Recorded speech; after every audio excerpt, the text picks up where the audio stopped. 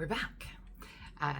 We've had a little bit of sickness in the house this week, so we've not been doing as much as we would have liked, but that's okay. We're giving ourselves a little break.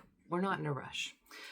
But today we are having a retrofit assessment done and a new EPC, which we're pretty excited about because we really don't know what the effect that the solar panels and battery have had, along with the far infrared heating and the sun amp and all these different pieces, but we also still don't have any insulation in the house except for the cavity walls. So yeah, it's more of an exercise to see where we're at, and then also to find out if we will qualify for some of the grants like ECO and the Warm Homes Local Grant, which is happening in our area because we're in the postcode lottery because we live on a council estate. So that's going to happen. So we're going to do some tidying. And now that we're finally feeling up to it and my shoulders aren't killing me from the last giant piece of work we did, we're going to start doing some of the joint compounding and spackling in the upstairs bedrooms. And then hopefully later this week, we'll be able to do some actual painting up there. And we're working on getting the specs for the insulation on the north facing walls. So lots of that happening. It's a very busy week for us. Again, we've got stuff almost every single night this week. So it might be kind of a hop to next weekend. So we're just trying to get ourselves on a good footing now that we're feeling a bit better. Okay, so as you can see, quite a lot of holes. Give them some spackle. Some of them we're gonna have to pry nails out of and such. But we're tough. On the tricky ones, the anchors that are completely flush, you won't need more leverage, and also not to drop a screw on camera. We can also just drill them out if we need to. Oh yeah. Not ideal, but we can drill them if we need.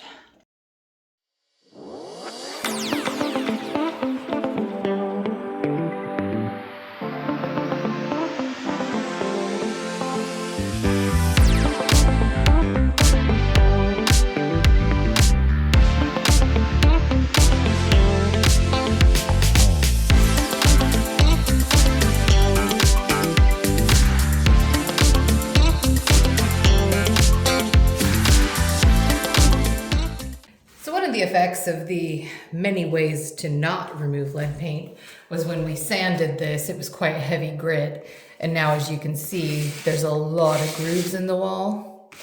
So we're just going back through. Obviously this is kind of a first fix, so we are going to go through again once this is dried with the joint compound. And then the joint compound we can sand down, and hopefully that will then get us closer to a smooth wall.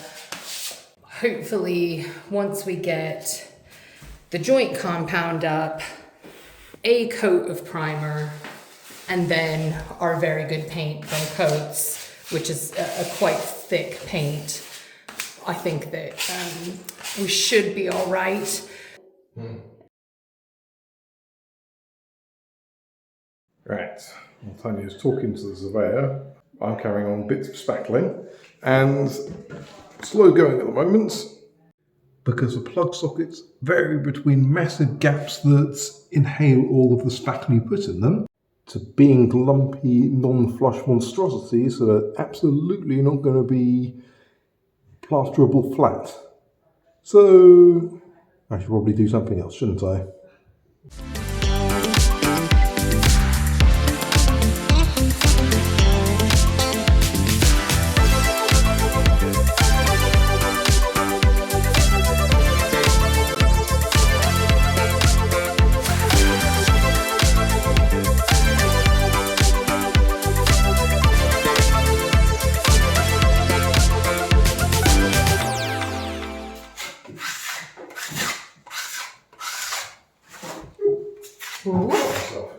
Oh, you okay? It's not too bad, it's just a little nick, but it's not like my finger. Been there, man. These are quite sharp. Oh yeah, yeah, it's not too bad, but it is right at the fingertip, so I'm going to keep snagging it. Well, at least now you know where the medicine box is. Yeah. Just backwards. seal anything up.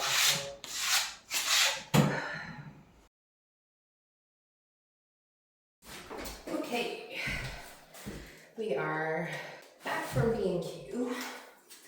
So we needed to go get a few more things, which will probably be the last of the things before payday, that's for sure. We're not going to do too much on this wall, just because it is going to be covered by internal wall insulation, probably. We've had our retrofit assessment now, so we'll see how long it takes for them to get that back so we know what the EPC is. But it was a nice, pleasantly thorough assessment, so I feel pretty good about, you know, getting a decent result of that back. It will just be interesting to see how all of our improvements that we've already made get counted. So the next thing that we're going to do is the skim coat. I haven't used this before, so we'll see how thin it is. Because it's a joint and skim, we're just trying to work out exactly how messy we're going to get. Indeed. What's it looking like then? I will tell you. It's looking like a pain in the ass, right? I mean, the one time the paint key is literally up there. Okay. No. Okay. Oh. So not too thin. Perfect. So let's start with the small one. Yeah, that's good. So yes, we've presumably already told the future Patreon subscribers what we're doing. We're just troweling it on then. Yeah, so we're just gonna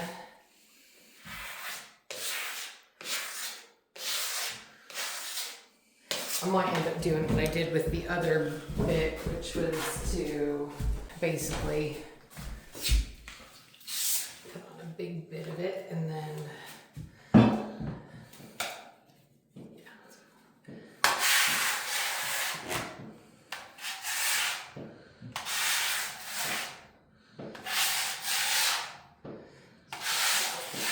working with it till you're comfy. That's how it goes on.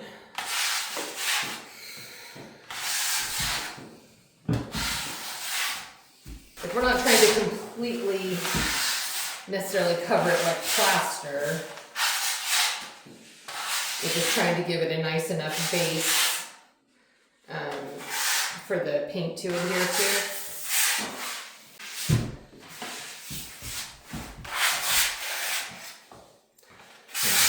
I feel I've already started doing this wrong, but it does make a bit more sense now I've actually started.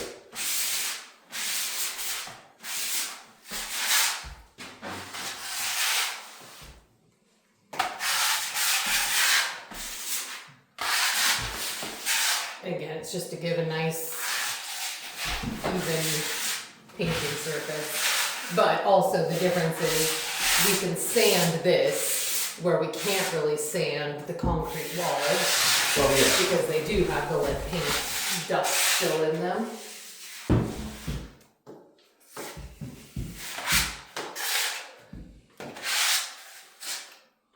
Yeah, so I guess what I'll mostly need you for is to do the higher up bit that I can't reach. Yeah. So it's Like I not- said, I've all moved on to that. So, like I said, I wanted to get a sense of Yep. what was actually going on before I. Yeah, like if you look at mine, I think this is probably about the right thickness. Oh, okay. So yes, I started with how thick you had initially. You put it on roll. Yeah, this feels like the better thickness to make sure that we've got enough down that we can sand it smooth if we need to. Yeah, this might be a bit thick, but I think you've got it a bit thin. So somewhere between these two should be right about what we're looking for.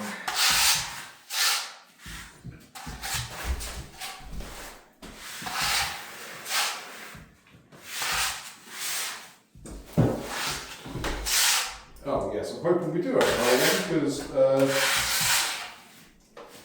definitely. Well, I can try to go a bit thinner with mine and see if that's.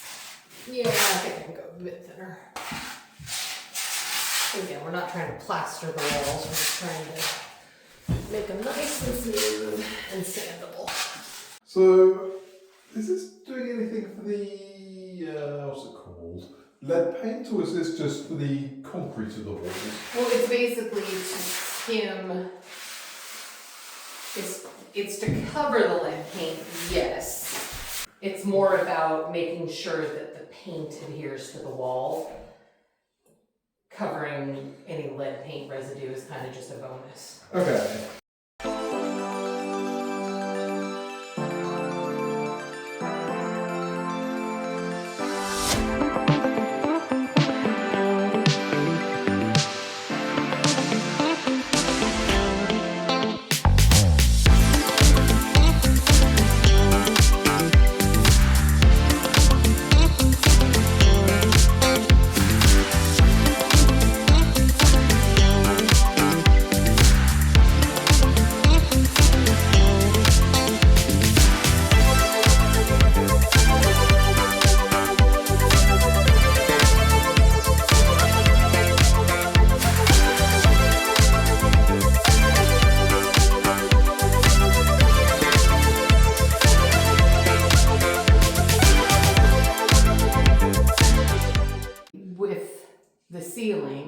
We're not plastering everything. We're only doing the skim along the paper to fill in the joints so that it's even. So you're not so you can see where the copper band is.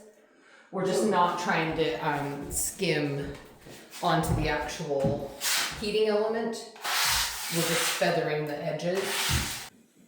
Okay, well, we ran out of joint compound. I wasn't quite sure how thick it was going to be, so I didn't order loads of it, but we've at least got most of this wall behind me done, most of the wall that's adjacent to Andy's office. We're going to just hold off a little bit because obviously the chimney breast will come out. We're going to insulate around the window with some wood fiber board in a couple of weekends. So we don't need to do too much to those. It was just about kind of proof of concept, figuring out, do we have the right tools? We know now that we have one of the right tool. So that one works really good. I've got all the edges feathered around the ceiling. So we've got some anti-crack paint for the ceiling, which will hopefully allow it to contract and expand as the heat is on, as the summer warms, winter cools, etc. So we're just gonna put that on the ceiling. We're gonna put some primer down on the walls, and then we will add some color. So we'll see how much we do tomorrow. Obviously, we're not gonna have enough joint compound to get started. I'm gonna order some more, but just cannot face going to B&Q twice in one weekend. That's too much. But we'll get that in so that the one night this week we're not out at a gig. Hopefully we can kind of finish this off, get a first coat up. Again, we're waiting for the results of the EPC before we do too much work because we just don't know if we're going to be eligible for any of the kind of grant programs that are out there. And if we're not, that's fine, we just carry on. But if we are, we need to time things a little bit differently and just work out with them what they'll do. So yeah, a productive day. Even without the heat on, it's quite hot and sweaty in here when you're up and down the ladder a bunch. So we're gonna go wash our hands and chill. We didn't get very much done on Sunday because we had to go visit our kitties and scrub ourselves, which I'm sure the family appreciated. But we're back at it again tonight, and we did at least manage to get a tiny bit of kitty cuddles before we left. And we missed you so much. Come see us.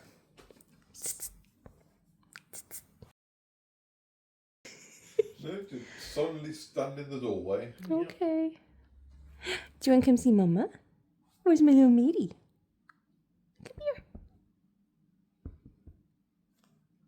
Torment. Come here so I can clean your dirty eyes. Okay. Not fine. Hello. You can just scratch and go. You could stay with us. No, Daddy. What about that? Did your cute daddy steal you? No. Is it- It's not eat all the Indians. Is it awkward to be having your daddy hold you in a shirt that's got your face all over it?